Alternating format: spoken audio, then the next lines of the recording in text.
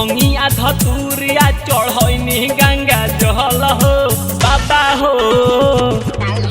कहाँ मोर लेके हम अइनी पैदल हो भंगिया धतूरिया चढ़ैनी गंगा जल हो।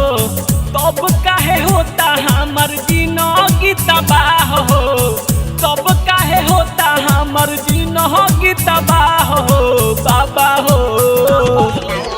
दूसरे से होता हमर जान के बियाह हो, दूसरे से होता हमर जान के बियाह हो।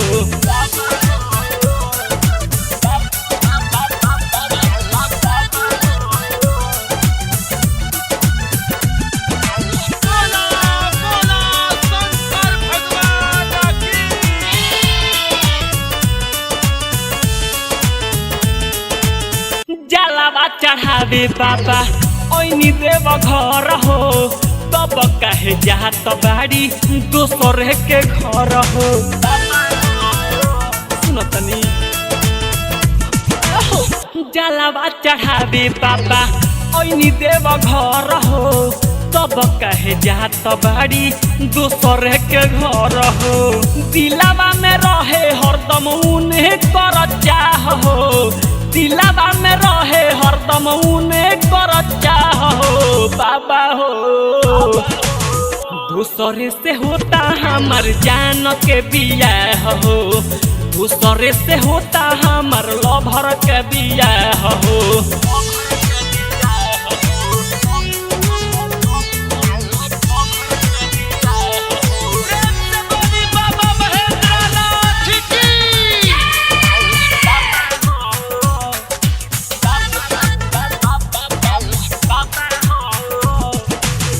जिंदगी हमार जदी होई जाई नाश हो, रौरा से बाबा उठ जाई विश्वास हो।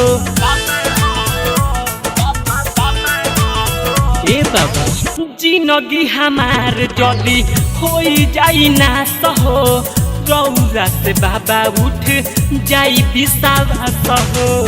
उदय पे दर्दी मिंटू करी परवाह हो, पुष्कर विनय बंटी करी परवाह हो। दूसरे से होता हमारा जन्म के बियाह हो, दूसरे से होता बाबा पगली के बियाह हो। कहाँ मोर लेके हम अइनी पैदल हो भंगिया धतूरिया चढ़ैनी गंगा जल हो बाबा हो।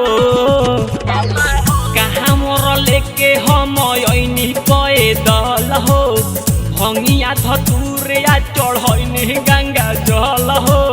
तब काहे होता हमर जिंदगी तबाह हो, तब काहे होता हमर जिंदगी तबाह हो बाबा हो।